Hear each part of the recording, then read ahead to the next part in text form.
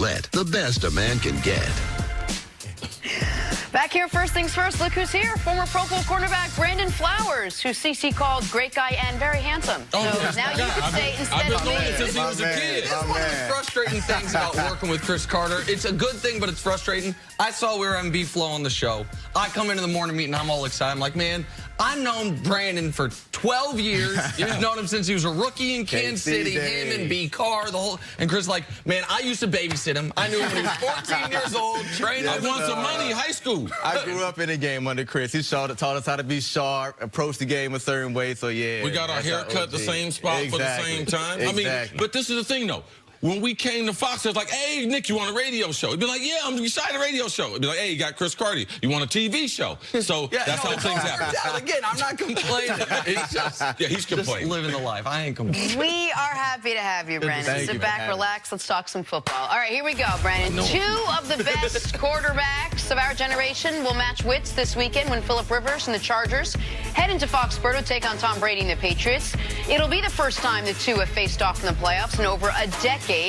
Brady called this game the most important 3 hours of the season, and he's right. For him, Rivers says while he is looking forward to the matchup, he knows he has to be focused on much more.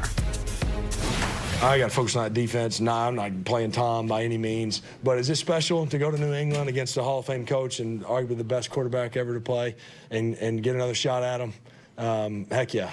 Heck yeah, it is. It is special. And, you know, just like I always told you, look over and it's Peyton Manning, you know, on the other side. I'm not playing those guys, but I have a great deal of respect, fan of those guys, you know. And so to get an opportunity again to go against them 11 years after we had that opportunity in, you know, the 2007 season, yeah, it's awesome and looking forward to it.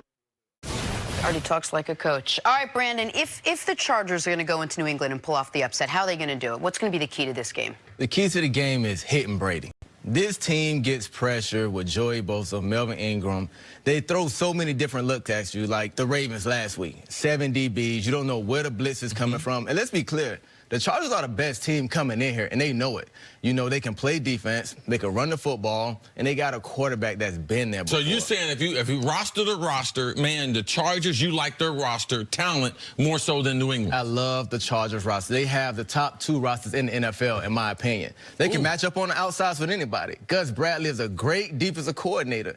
And who do you want besides Phillip Rivers to go in there in a shootout with Tom Brady? I think they built to beat the New England Patriots. Man, a couple things. Gus Bradley made the huge adjustment last week. He had a couple safeties in the box, played 7 DBs. Going into Gillette this week, would you come up with that game plan and something else, or how would you attack them? You have to come in with the same game plan because you can blitz out of 7 DBs on the field, and Tom Brady won't know where it's coming from. Tom Brady loves to hit the running backs out of the backfield. You don't want linebackers matched up against these guys. You want safeties that can run and tackle in space. So even though man, we played 58 snaps with these DBs, you're going to present that to Brady. I know you're going to have a plan B, but you're saying let's start the game with the 7 same DBs that we had success with the Ravens. You have to. You can't let Tom Brady get going and then try to adjust. Have these DBs on the field. Man, these DBs are hungry. We wanted to do this when I was playing at San Diego. I'm glad Gus Bradley has trusted Ron Midas, the DB coach, to put these guys on the field and let them just go out and play and have fun. And I want people to understand how unprecedented what the Chargers did this past weekend was. I was listening to Robert Mays yesterday on his podcast, and he brought up the exact number. So they played 58 of 59 snaps with 7 defensive backs. We said that on the show yesterday. What I didn't know was across the entire NFL this season, all 256 games of the regular season, no team had played more than 18 snaps with 7 defensive backs in a game. So this was, I mean, this was talking about something no one was prepared for. Nobody had played more than a quarter of a game in this personnel. They played the entire game. That can't work unless you have elite safety play. They have a first-team All-Pro, Derwin James. Adrian Phillips played out of his mind. You happen to be blessed in playing in some secondaries with some outstanding safeties. As a corner, what does having a safety that can do a little bit of everything? running, play a little linebacker even when he's playing safety. What does it allow for you to do, and what versatility does it allow for the defense? You can run so many different coverages because you have safeties on this team that can cover, they can blitz, but get to the quarterback, not just sending a body. Derwin James, when he blitzes, he gets home every time. Adrian Phillips, he's a ball hawk. You know, he's either stripping the ball, he's getting interception. If you blitz Desmond King out of the nickel, he gets home every time. He's got great speed. Yeah, so it's just so much these guys can do and do well. You just don't do it. They get home when you send them on blitzes. Brendan, I know you said roster to roster, you like this Chargers team, but this is a Chargers team. Philip Rivers hasn't beaten Tom Brady yet in his career. They're going into Gillette, where, I mean, the Patriots have been fantastic at home this year. They haven't lost a game at home. They're only undefeated. Is there something about that lure, if you will, that can be intimidating to, I would say, a young team, or, you know, younger guys on the team, but just the team as a whole when you're the visiting team? I think the fact that Philip Rivers haven't won there is why he will get the win. He's a revenge type of guy. You can see the fire in his eyes. In his interviews, he can't wait to step on that field. I know all during practice, he's just twitching to get in that stadium and get the job done. He's going to go in there relentless. I can't wait to see it. Give us a little insight, because I know you signed there as a free agent. He didn't know you, but I know you're a guy. You like to talk. You're very, very competitive.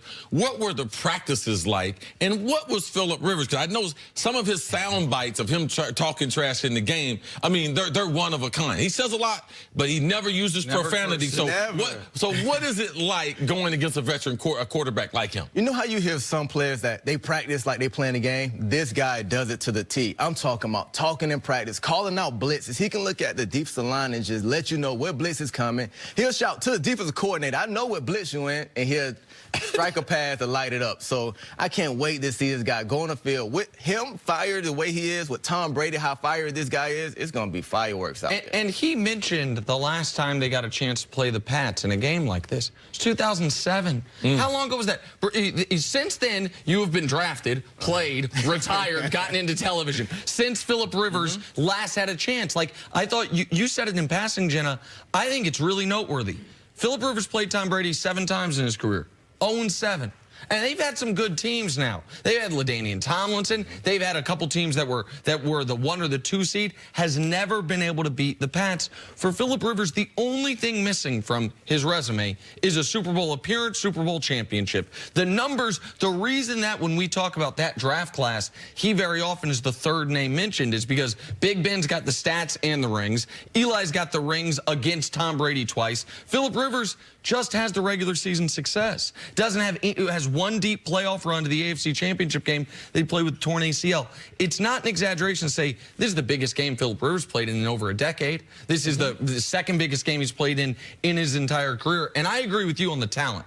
I think the Chargers, I think the Patriots were rooting so hard for the Texans. They wanted the Texans. They wanted Bill O'Brien. Exactly. They did not want to have to face either that Ravens defense or this Chargers well-rounded team. And I'm curious to see that the story C was what the DBs did in that game.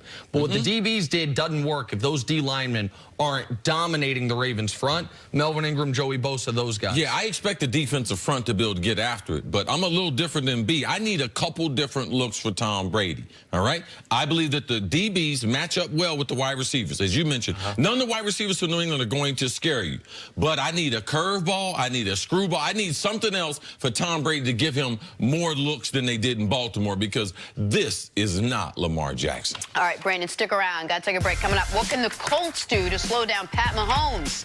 Next on First Things First. Right.